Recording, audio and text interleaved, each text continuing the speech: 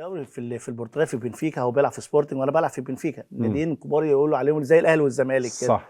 كان ماتش من الماتشات المهمه جدا، كان ماتش ديربي، كان بنلعب في ملعب الفالات وفي ملعب في سبورتنج واحنا بقى بنفيكا.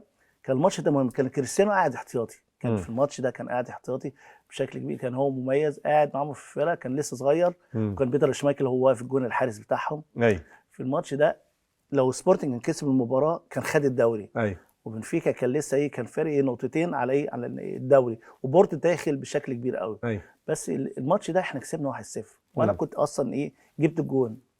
كريستيانو رونالدو ساعتها كان منبهر. وساعتها انا الفاول حطه بشكل كويس قوي، كان جون في بيتر شمايكل، في بيتر شمايكل طبعا، كان جون مميز جدا طبعا. ساعتها. بعد الماتش عملوا ماتش تاني يوم مع مانشستر يونايتد، مانشستر جاي يعمل التعاقد مع كريستيانو.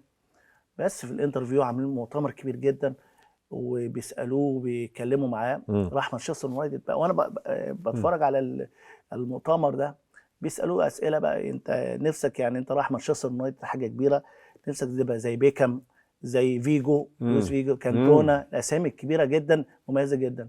قال لهم انا بحبهم، بس انا نفسي ابقى زي صبري ده بالنسبه لي حاجه كبيره. حتى كنت مبسوط لما